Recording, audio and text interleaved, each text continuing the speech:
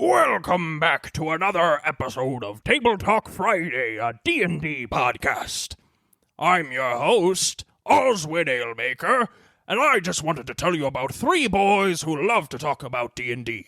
If you like their style, you should follow them on any podcast service you prefer, and come back every Friday for a new episode. And without any further ado, back to the boys. Fallout 4. More like Fallout, but Fallout is terrible. I'm sure there are plenty of people out there that love the Fallout series, and you know what? I'm glad that you could be wrong, and that's wonderful that you enjoy these games. I've played Fallout 4 twice in my life now. Once when I was younger, and I gave it a try. I was like, it was fine. Didn't really remember it, and I just tried it again recently within the last week or so. I hate it even more than I did before. This game, I have zero understanding. They explain nothing about, and there's like zero tutorial whatsoever. You have no idea what's going on. It's impossible to swap to anything that you want to use. Oh, you want to use a melee weapon? Oh, well, you have to go through 8 different menus to get that weapon. Oh, okay, well, that's fine. So then you get to these little quick swap buttons. The quick swap is not easy to use. Everything gets moved around. If you accidentally pull something out of your inventory, it's gone, and you can never find it again. There's no traders for like hours and hours in this game, so you're just stuck with all this crap. And so you're looting everybody really fast because you're running and gunning, and you're just getting over encumbered every 3 seconds. So you're trying to load hundreds of pounds of crap onto this dog that can somehow carry all of this weight of stuff. The dog dies every 3 seconds from something, using up all of my stim packs, but then I can't heal because I'm irradiated because every 5 feet there's something that has radiation on it. So then you need all this extra crap to get rid of the radiation. You need bullets. There's never any bullets. The bullets that you use and you're shooting at these people, they're bullet sponges. I found a bear yesterday, which there was 2 bears after that. We got wrecked. Found a bear. I had to shoot this bear 60 times before it died. There was zero reason for this bear to have to be shot 60 times. It was like I had to respawn 3 separate times to take this bear on. I'm doing the slow-mo. I'm shooting this bear in the face with buckshot, and it's just like shaking it off like it's a pea shooter. All right, I don't understand this game. Seth, feel free to defend it. Feel free to give me anything on this game. It makes zero sense. That's my hot take on Fallout 4. I heavily sympathize with you because I have been surrounded by people for a lot of my life who I'll be like, hey, what games do you play? And a common phrase, I've had people around me who love Fallout. They love it. They love it in all aspects of it. They live by it. I had a buddy whenever I was in training who he lived and breathed and died by Fallout New Vegas. I have played Fallout New Vegas for 4 hours and I probably won't open it again. And you're good. You know what? Fallout TV show, I loved it. I thought season 1 was great. Fallout TV show was really good. It was really good. I think you would love it too, based on the shows we watched together and we lived together.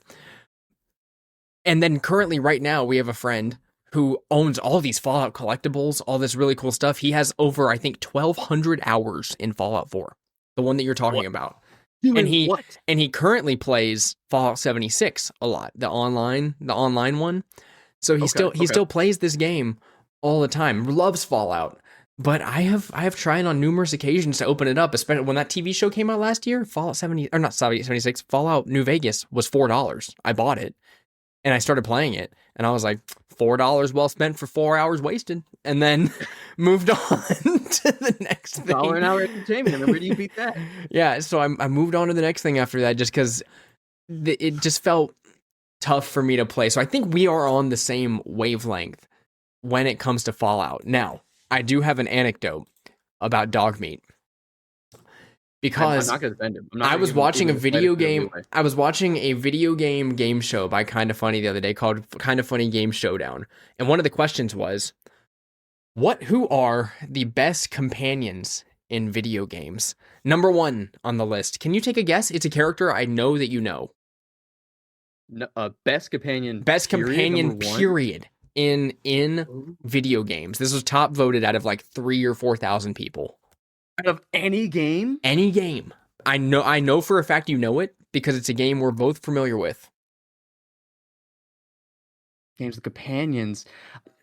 I know you're really into Zelda, which I'm mildly familiar with. Could it be that little fairy thing that follows you around?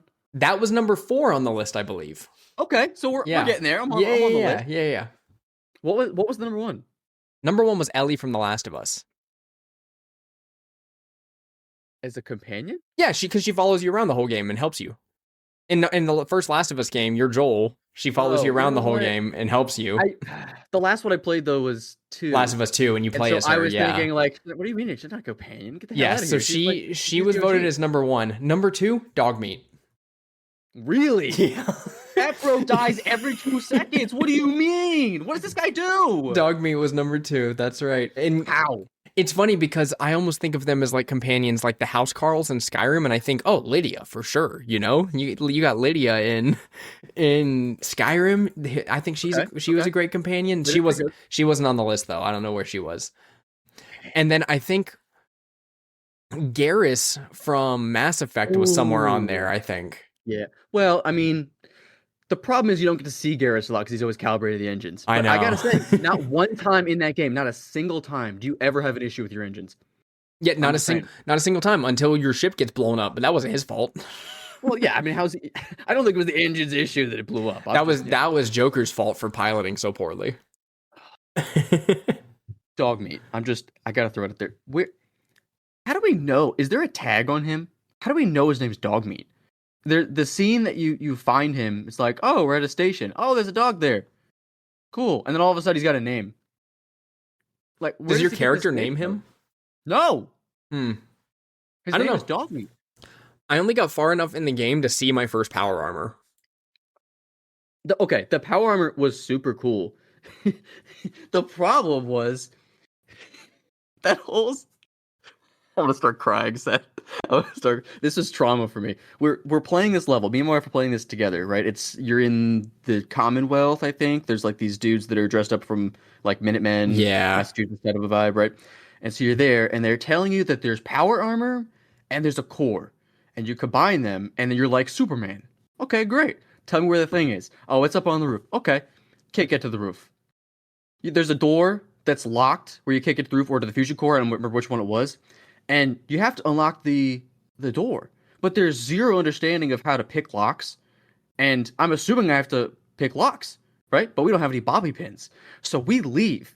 And we're looking all over the world trying to find bobby pins. Bobby pins, can't find any. Turns out you didn't need bobby pins. There's a computer that they also didn't tell you how to use that opens the door. So we even accessed the computer like, I don't know, there's a bunch of random lore. Let's just keep moving. We had to YouTube like 8 different things to get through these levels, including that one. Do you want to know?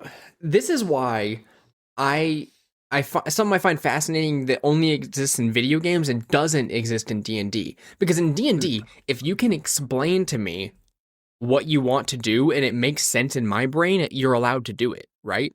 Yeah. What I don't get is being an athletic person. If there's a building and I need to get something off the top of it, and the door's locked, I can climb something on the side and go up there. And and these characters in these video games are running around with full backpacks that weigh 200 pounds with weapons. They're running, they're sliding, they're shooting, but they can't climb a ledge. They can't climb a ledge, but they can sprint. It's high. Yeah. It's high. It's like that high. Like all you got to do is put your arms up.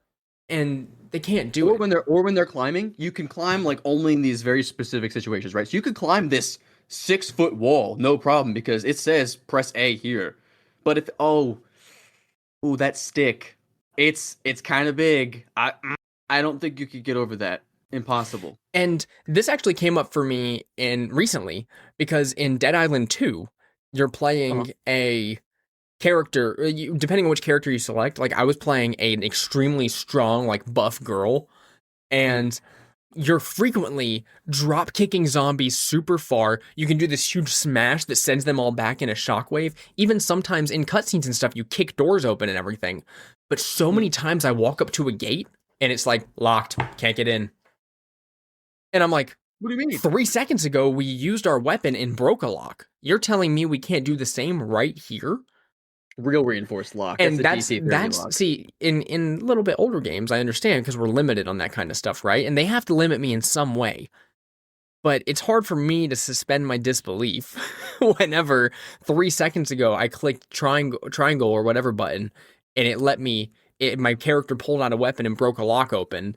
And then 5 seconds after that, I go up to a gate and it can only be opened through the other side. But yet, I'm playing this extremely athletic girl, and the fence is up to my head, like right here. If she just does this, she's over it. If she just grabs above her head and just goes up like this, she's over it. I'm climbing ledges all the time in this game. Why can't I climb this spot right here and just go over it? I understand, like, from the developer's point of view. I think it's difficult to generate a game that hits, like, you can't cover everything. Like, there's always going to be something that's picky, or you got to kind of railroad them in a certain situation. I get that. But I just feel like it's so common nowadays that you run into stuff like this with these sticks or these gates or these things that you can't open. It's like, why can't I open this? For what? Based off all the stuff, you're setting me up, like, for failure, because my character's already done this crazy stuff. You're telling me I can't get through this lock?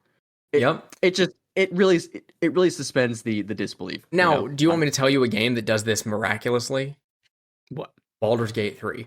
Now, Oh, I can point out a specific portion in the game. You're nearing, I think it's still in Act 1, but on your way to Act 2, there's this wizard tower area, right? And it's abandoned, and there's a bunch of stuff, and there's a deactivated elevator in the middle.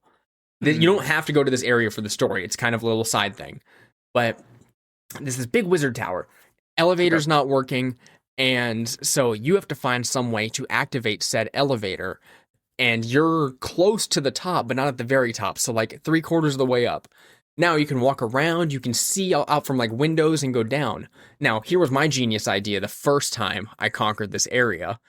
I had my wizard, he cast Featherfall, and I had only him jump out the window.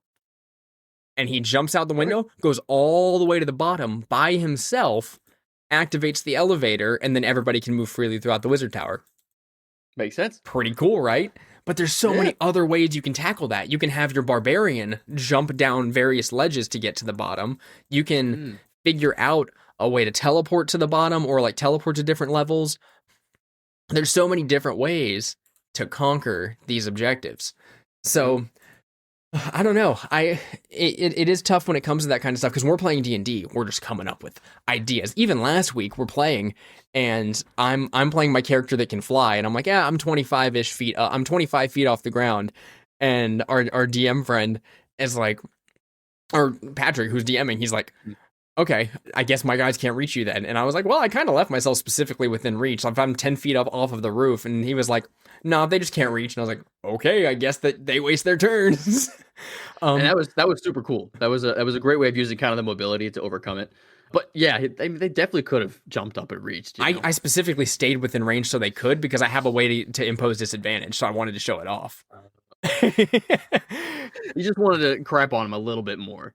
Yeah. So crazy stuff. But I think that this week, as we spoke about before, is a good time to go over what it's like to either really push in times in D&D where you're playing every week, making sure that it happens, and maybe eventually hitting a little bit of burnout, versus when you are burnt out and kind of in a slump where it's like, well, we play D&D. This is our thing we do to hang out every week, so we do it.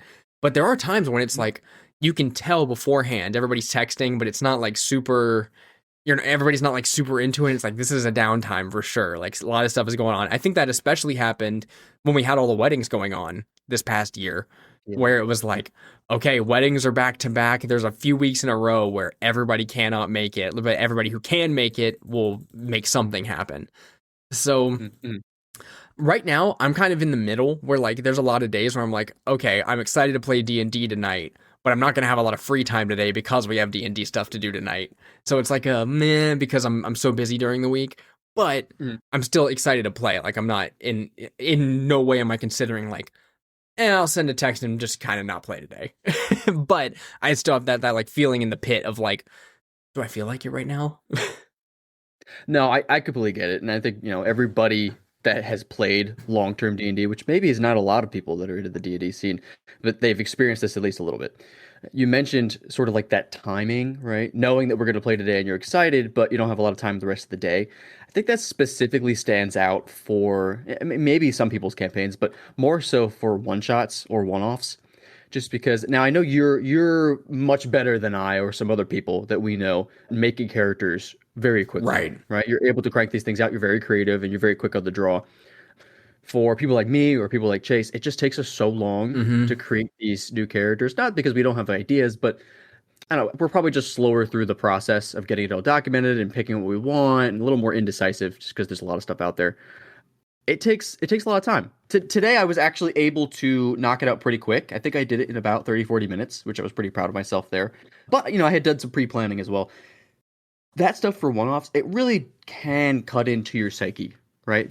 I think even recently I was traveling and there was a one-off we were supposed to do, and it was going to be, I think, like a 10th level one-off or something like Right. that. And I said, guys, you know what? I've been traveling all weekend. I am just not. I'm not going to play this weekend because there's no way in hell when I get back from this long trip that I'm going to be spending my morning making this 10th level character and playing. And then Pat was gracious enough even to humor me and say, hey, I'll do a third level. I was like, you know what?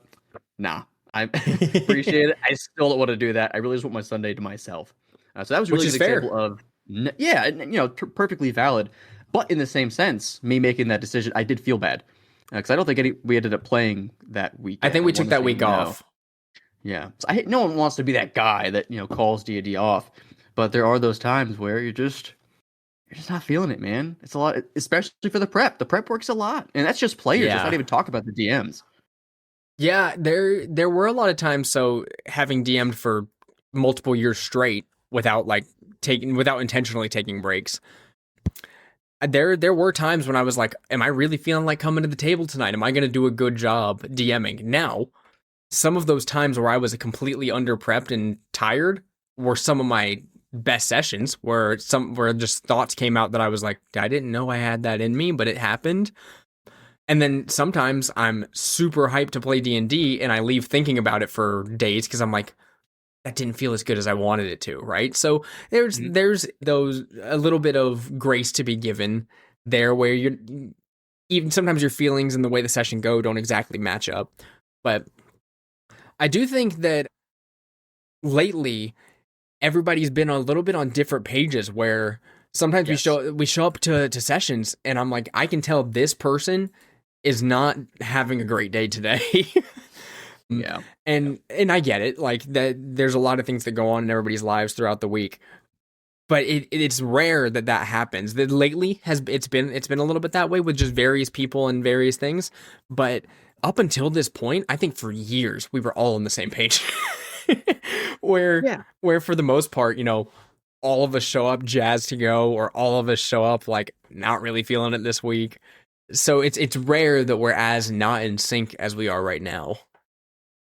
I will say, and I think there's a perfectly reasonable explanation for it, and it's not a good one. It's kind of almost morbid, I suppose, but especially as you get older, right? We started best buddies in college, right? All around, all playing in person, face to face, right? And then as we got older, it was, we started to move, we started Yeah. getting married, right? No kids have come into the situation, but I'm sure that will be, a new phase, right? Now we have Zach living a few hours away from us. A couple of us even lived close together after college, right? So we just continue to scatter and separate. We all have very different jobs, different time zones, everything, right? Military, non-military, all these things that kind of come into play. And it's not that it has become any less fun. I thoroughly love Right. D&D, and I think I've grown to love D&D even more as I've gotten older because I think it's more important to make sure you're having fun, right? But so many people have so many things going on, and especially when we're not in each other's faces all the time talking about those things, it can come through. Like when you have a bad day at work or a bad day, let's say you have a bad day at home, right? And then you take it to work with you, and then you're kind of taking out your coworkers a little bit, right? Not that you should do that, but everybody knows the situation where that has happened. I think we have a lot of stuff going on right now, and I could, to your point, I've seen it in people's faces. I even had a conversation with one of our players at the table today about things going on in their life. And it's like, yeah, it's just a lot going on. And I agree. I have a lot of stuff going on my side too. And it has definitely pulled back a little of that excitement I've seen at the table. It's been a little, still very fun, having an absolute blast. But I can see it at the table. It's definitely wearing away at some people's psyche a little bit. Because we have so much, it is tough. We have a lot. Everybody has a lot of things going on. Some of us more than others, I'll say. But yeah, I totally understand what you mean there. Where there was the whole time when I was studying, it wasn't because I couldn't play. on weekends. It's because it's like I told you guys in my long text I sent out whenever I was studying. I was like, guys, I don't have the wherewithal. Like if I come in to play, I'm probably going to be over, like my brain's going to be over there while I'm sitting here. And so that's been great for me. Like in the transition out of the military, that's been a great feeling for me to be able to like fully be back in it. Right. But as you were saying, you know, everybody's got their adult lives going on, and yeah, sometimes people it's a bad week for one person, it's a good week for another person. My schedule is going to change here soon, where I'm going to be working in the evenings. It's not going to be till like July, so I still got like 5 months of my current schedule. But starting then, you know, I'm going to be working like every other Saturday too. So then it'll be like, oh, going into working some Saturdays during the day shift, and then weekdays during the evening. You know, how's that going to mess with my psyche a little bit? Yeah, Having one weekday off and a Sunday it's just weird, you know. So there's a lot of things to play that comes into before you choose to. You know, it sounds terrible. Whether you choose to show up or not, whether you choose to call out or to play with everybody. Yeah. It does suck whenever we do have whenever everybody's super hyped, but one person has to have something come up, which happens because a lot of things come up. But like today's session is part of the story that Patrick is telling, right? But one person's not going to be able to make it, so obviously we're making new characters. Their characters don't have to be involved. It's okay, but it is part of Patrick's main campaign. He wants everybody to know the story of. So when things like that come up, it's just it's tough. But it also leaves a lot of things to be grateful for, with the fact that we have been able to be as consistent as we are. Because whenever I left 3 years ago, I thought at that time this might be it. You know, at the time I thought in my brain this might be it. I might be leaving, and then when I come back, the group chat's dead. Oh no. See, it's so funny because I didn't think that. I shouldn't say that. There was the concern that we'd never play D&D again, right? You were definitely a big proponent of keeping the chat together, right? I was worried that you were going to leave and do your military stuff, and we were going to keep playing and you weren't going to come back. Oh, Seth, that's it. Like, this is it for Seth. We just played our last session with Seth ever, and we're never going to see him again. We're going to have a new forever DM. Is it going to be Sean? I don't know, maybe. And I mean, obviously it worked out and we're all still together, and I'm glad. I just hope we can keep it trucking, you know? Oh, yeah, no, I'm glad I was able to like make a return. It did take a long time though. Like, obviously, I give myself back then grace because I'm like, look, yes, I had the free time. I did not have the mental time or fortitude to do it, so it's okay. And to be fair, like the hard part when it comes to the campaign thing is like, who's going to be the next forever DM? Is I don't think I know we've got people who are down to run campaigns for 10 to 20 sessions. I don't know if we have another person that can do 80 to 100 sessions. Not at this time. I don't think, and maybe someone has a different read on the situation or has much more confidence than I think they do, but I don't think anybody has the desire to run something that long, right, or the will to do it. But I mean, that's where it's at for us right now. I think that's peak D&D. I'm absolutely loving these mini campaigns that we're doing right now. It's so interesting. Different settings, different vibes, different mechanics that are coming to play that are really going to enhance our overall D&D just playthrough overall. But really, I look forward the most to these long-term campaigns where you could play 1 to 20, 3 to 20, whatever it may be, and really get some long-term development with these characters, you know? So I'm super stoked for campaign 3. I don't know if you've put any more thought I've been thinking about it. We can talk a little bit about that, because I have been thinking about it, but in the way that I do, where I don't sit down and actively type. It's where like a thought passes my brain, and for the next 30 minutes, I'm kind of just going on a tangent in my own head. Mm-hmm. So I've still got the same notes of what I want for session 1, but I have been thinking a good bit where I was like, okay, I don't want to make anything too confusing, right? Too multiversal, too like, hey, we have to travel across here and here. Because I think Chase has brought up a few times, oh yeah, I understand that for campaign 3, we're going to be hopping between planes all the time. And I was like, that was not my intention to give you that impression. I was like, I don't want to give you the impression that we're doing a Planescape campaign. He's like, yeah, we're going to be traveling around all these things. And I was like, that wasn't my thought. Because go ahead. I don't think that you gave like the wrong vibe.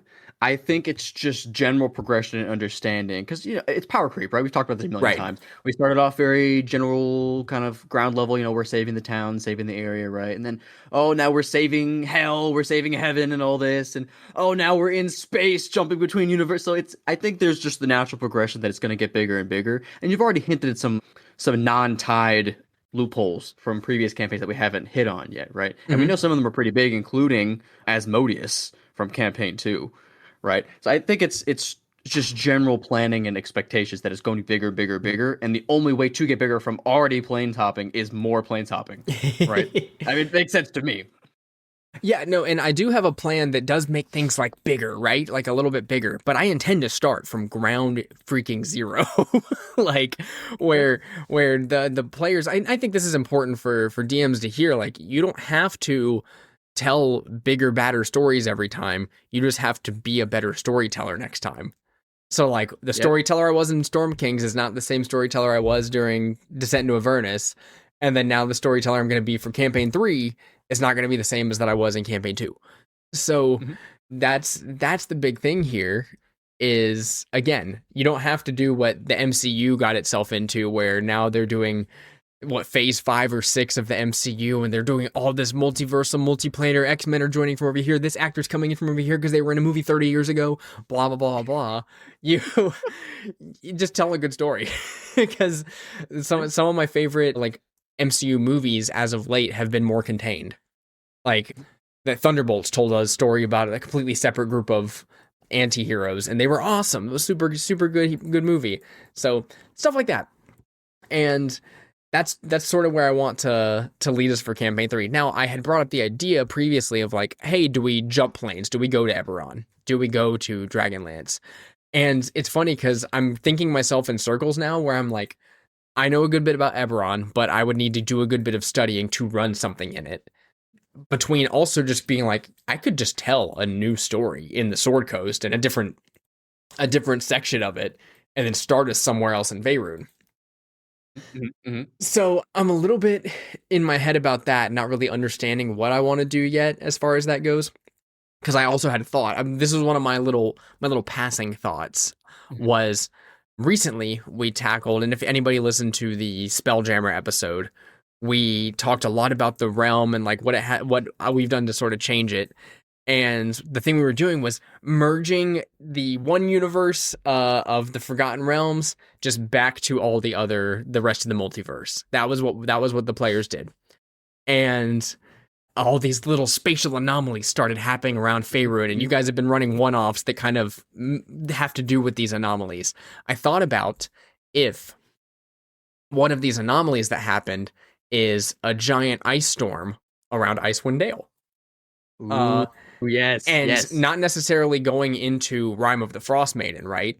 But stealing some stuff from it in order to have an introductory quest, have you guys solve sort of some sort of like one of these anomalies that happened on Faerun in order to and then finding out about everything that happened in the world around you afterwards. So that was kind of a starting point, and I was like, okay, well, that's a good idea, but that does mean going back to Faerun and not going back, not branching out. That's true. So that it's a thought in my head, but I don't think anything is going to be decided, and it'll be something that I probably put up a poll in the chat and say, hey, which of these settings are you most interested in? And then going from there, because really it doesn't matter if I have a good idea for a story. It matters if the players are going to have fun playing the story. And I think you mentioned polls. I think polls are actually a really good way, kind of going on the topic of burnout and whatnot, of kind of getting something off your mind.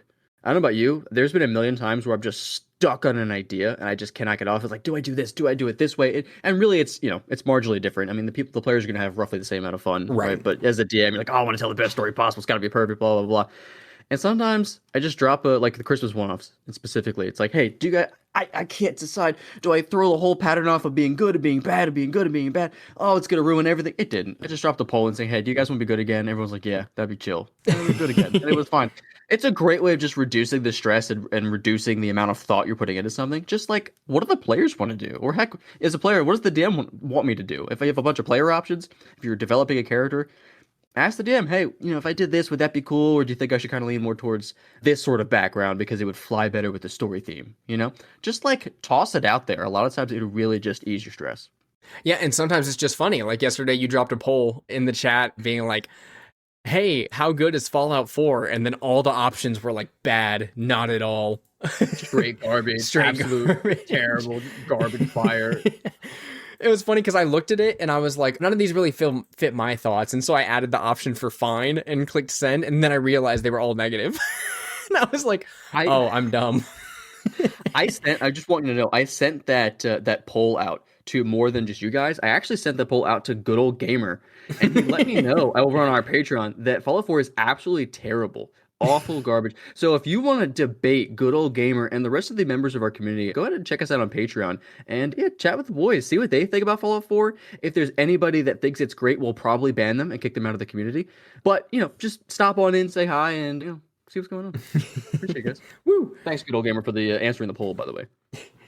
Dude, so another funny thing, it's not even funny, I don't know what I'm talking about. I was sitting on my little Game Boy the other day, and there's a Game Boy Advance ROM hack called, this brings me back to Pokemon. We get into Pokemon a lot around here, and there's this ROM hack called Pokemon Emerald Sea Glass, and it's a remake of Pokemon Emerald in Game Boy Color art style. So like it looks older, it's like a demake, but then they add in all the quality of life things that have gone on over the last like decade.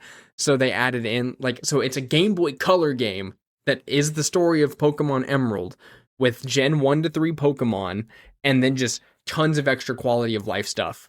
And I was like, I've been playing it recently, and it's so much fun to just like turn my brain off. It's in those times when I'm like sitting around at work doing nothing for like 20 minutes. So I'm like, I'll pull out my little Game Boy and play 20 minutes of Pokemon Emerald Sea Glass.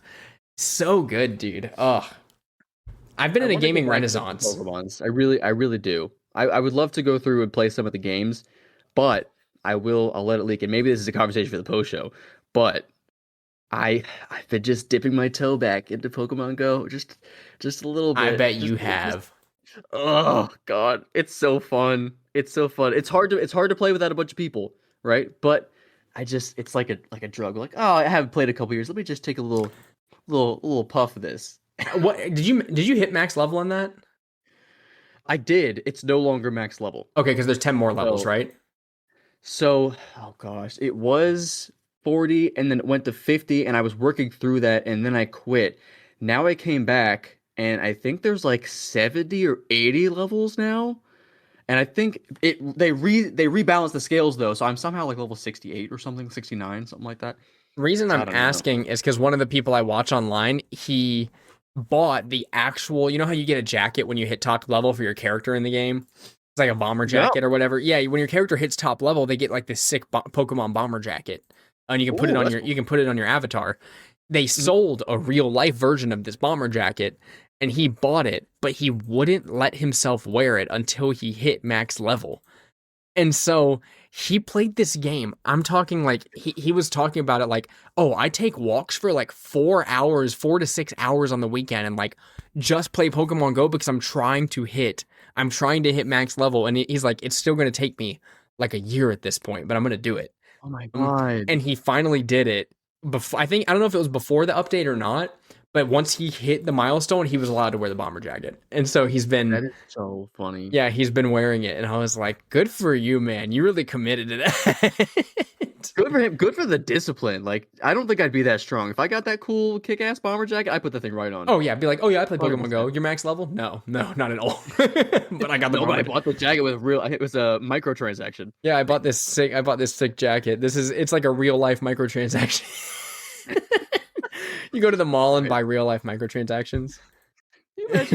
I want you to think about this. You walk into the mall. You walk into a Cinnabon. I don't know.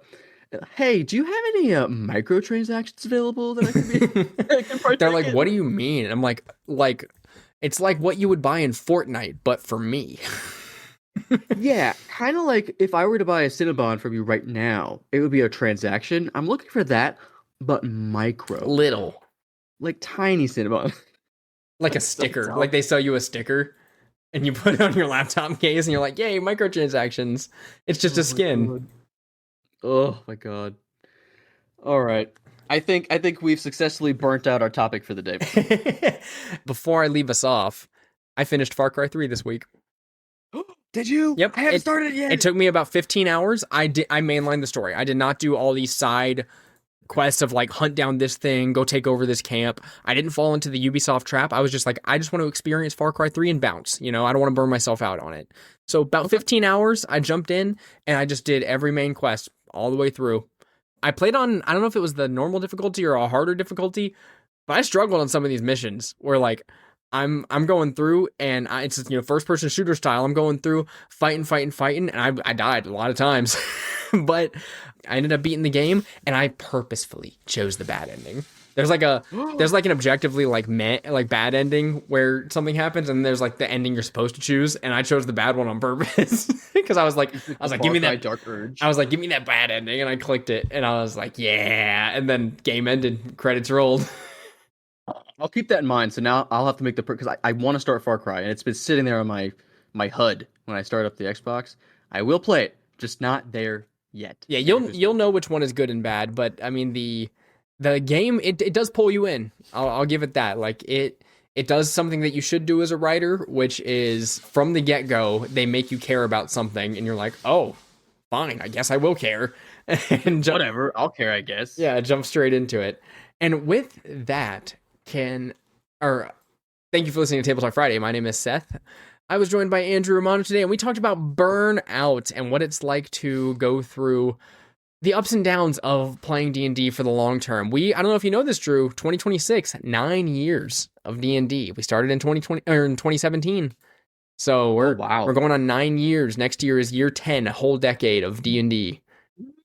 Maybe we'll finish our official campaign 3 after 10 years in. We will not finish that till like 11 or 12 years in, let me tell you. So we're starting it. Yes, well, we're starting that this year, I promise. Okay, I'm trying to hype it up. If you guys want more content like this, we have a post show to record on patreon.com/tabletalkfriday where I have big news for Drew. And I'm going to break it on the post show. So you better go over and listen because it's going to be big and huge. All right.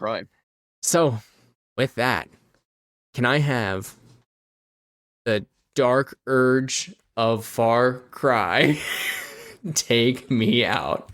This is the dark urge, making you cry farly, I suppose. That makes sense.